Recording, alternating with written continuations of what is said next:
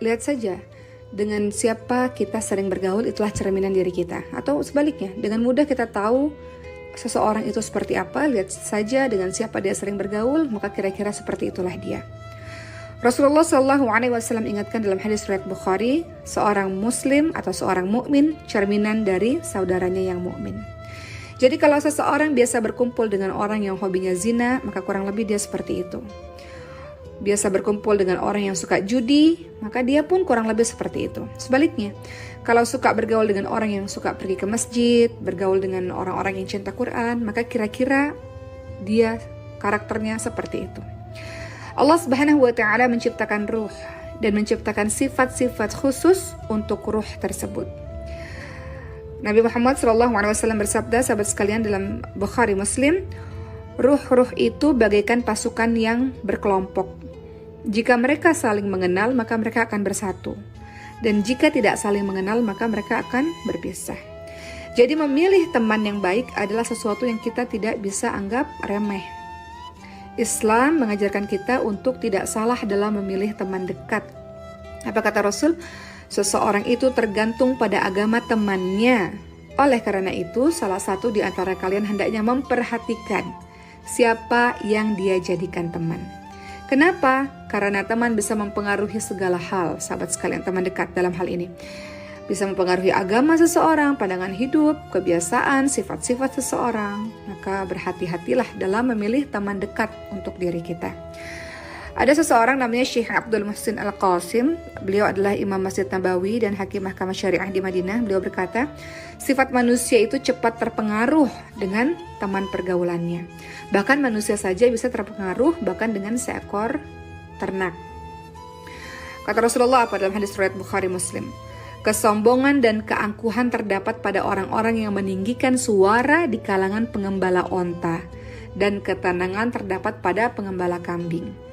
Jadi Nabi mengabarkan bahwa mengembala onta itu akan menimbulkan kesombongan dan keangkuhan, dan mengembalakan kambing akan berpengaruh timbulnya sifat ketenangan.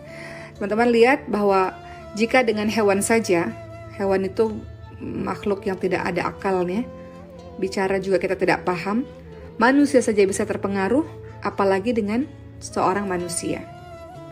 Maka harus hati-hati dalam memilih teman dekat untuk diri kita. Ada beberapa syarat seseorang boleh dijadikan sahabat dekat kita. Yang pertama adalah dia harus berakidah lurus. Ini syarat yang sangat mutlak. Ingat teman-teman sekalian kisahnya Abu Talib pada saat wafatnya, pamannya Rasulullah ini. Beliau dalam keadaan terbaring dalam menghadapi detik-detik kematiannya. Kemudian ada beberapa orang yang mengelilingi beliau.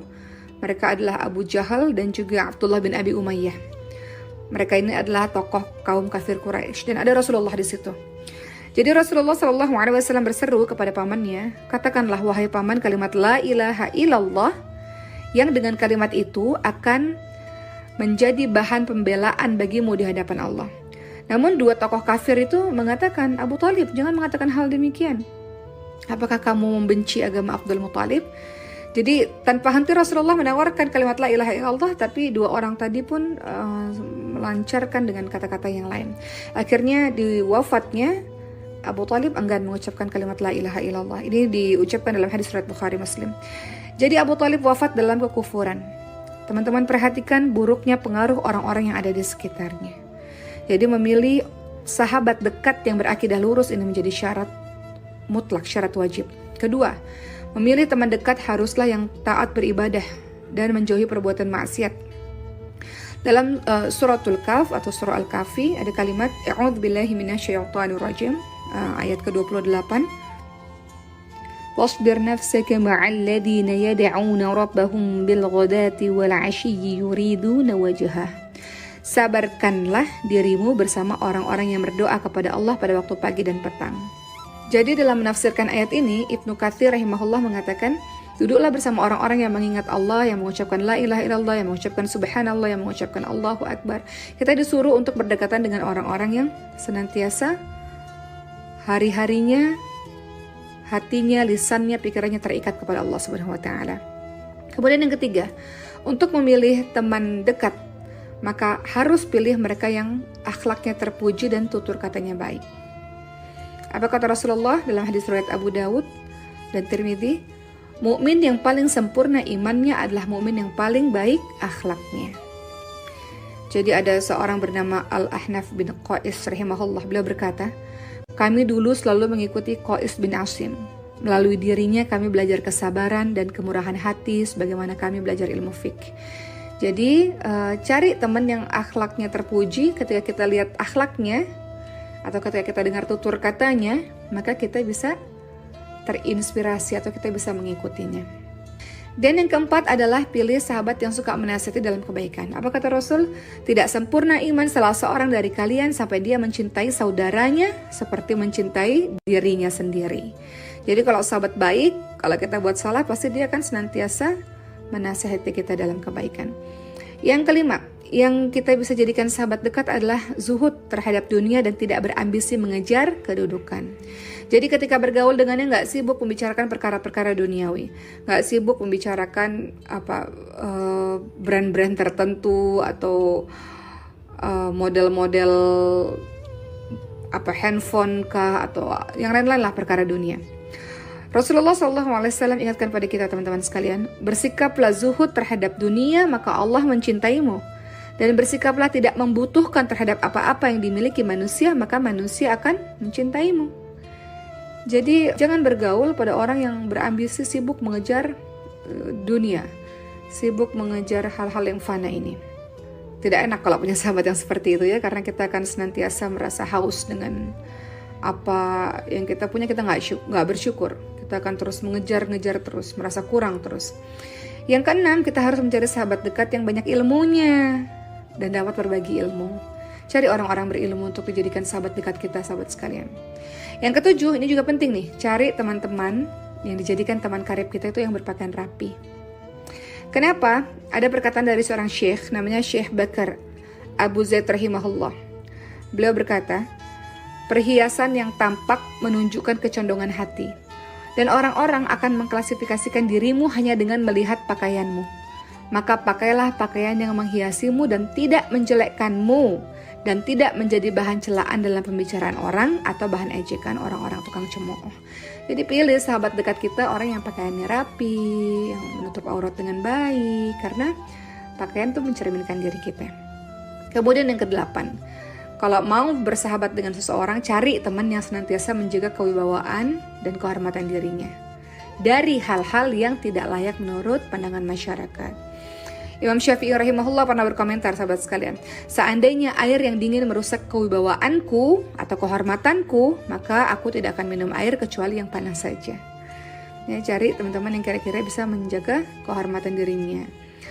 Kemudian yang terakhir, cari sahabat dekat, mereka yang meninggalkan hal-hal yang tidak bermanfaat. Kata Rasul apa dalam hadis surat Tirmidzi dan Ibnu Majah, di antara ciri baiknya keislaman seseorang, dia meninggalkan hal-hal yang tidak ada manfaat bagi dirinya. Jadi itu 9 poin yang harus kita teliti kalau kita ingin menjadikan seseorang menjadi sahabat baik kita. Kita boleh bergaul dengan siapa saja teman-teman sekalian, tapi ada syaratnya. Syaratnya apa? Yang pertama, harus ada keinginan dari dalam diri kita. Keinginannya adalah untuk berdakwah. Dalam surah Al-Maidah ayat kedua, Allah Subhanahu wa taala berfirman, "A'udzubillahi minasyaitonirrajim wa ta'awanu 'alal birri wattaqwa." Dan menolonglah kalian dalam berbuat kebajikan dan ketakwaan. Kemudian dalam surah At-Taubah ayat 71, Allah Subhanahu wa taala berfirman, "A'udzubillahi minasyaitonirrajim wal mu'minuna wal mu'minatu ba'dhuhum awliya'u ba'd, ya'muruna bil ma'ruf wa yanhauna 'anil munkar." Orang-orang beriman laki-laki dan perempuan sebagian mereka adalah menjadi penolong bagi yang lain. Mereka menyuruh pada kebaikan, mencegah pada kemungkaran. Atau surah Al-Asr ayat 1-3. A'udzu billahi minasyaitonir rajim wal 'asr. Innal insana lafi khusr illa alladziina aamanu wa 'amilus shalihati wa tawassaw bil haqqi wa tawassaw bis sabr. Demi masa, sesungguhnya manusia berada dalam kerugian, kecuali mereka yang beriman, mengerjakan amal salih, nasihat menasihati supaya mentaati kebenaran, dan nasihat menasihati supaya menetapi kesabaran. Jadi boleh bergaul dengan siapa saja, tapi kita bergaul dengan siapa saja itu untuk kita berdakwah, untuk kita mewarnai.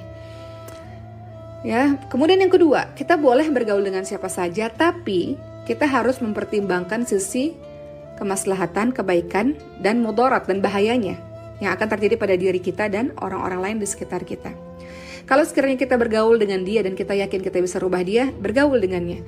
Tapi kalau kita bergaul dengannya dan kita rasa mereka terlalu besar kelompoknya dan terlalu besar pengaruhnya, sementara saya ini seorang diri, rasanya saya lemah untuk bisa mempengaruhi mereka, ya sudah, jangan bergaul dengan